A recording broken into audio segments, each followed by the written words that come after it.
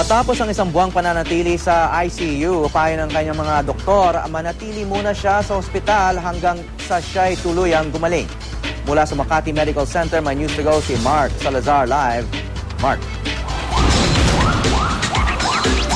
Hawi, uwing-uwi na nga si Dolphy at nagkwento niya na si Eric Quezon sa pamamagitan ng text message. Pag tinatanong daw si Comedy King kung ng kanyang mga doktor kung gusto niya na umuwi ay tango daw ito ng tango. Dahil nga naman siguro inip na si Dolphy dahil isang buwan na siya dito sa Makati Medical Center sa Intensive Care Unit ngayong araw.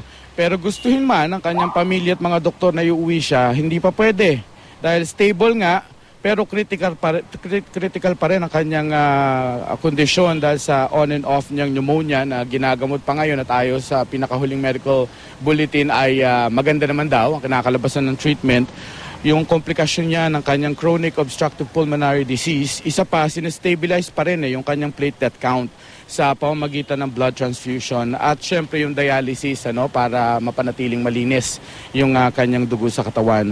Ang importante ayon sa medical bulletin kahapon ay maganda yung function ng kanyang vital organs at ang medical update na binabanggit ko yung kahapon pa ng tanghali. Aabangan natin mamayang hapon kung magpapatawag ng briefing ang kanyang mga doktor para sa pinakahuling medical bulletin o ang kanyang pamilya para naman sa karagdagang pang magagandang development na pwede nilang ikwento sa atin. Hawi.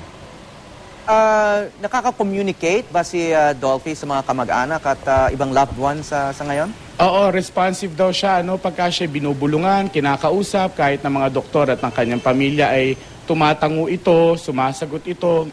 Ang kanyang mata ay meron daw sinasabi sapagkat pinipilit niya makapagsalita daw Hawi sa kwento ng kanyang mga pamilya pero dahil nga sa tubo dun sa kanyang lieg ay hindi pa pwede pero nakikita nila talagang naiintindihan ni Dolphy yung kanilang sinasabi at nagre-respond ito. Controlled pa rin yung access sa kanya sa ICU. Sino ba yung nakakalapit at nakakausap niya?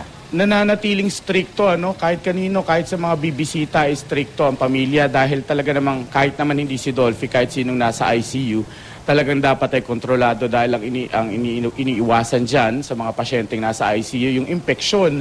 Kaya talagang maliban sa kanyang doktor, ay yung kanyang miyembro ng pamilyang pwedeng lumapit kung kinakailangan pero dapat ay sterilized at talagang sila naka-gown papasok.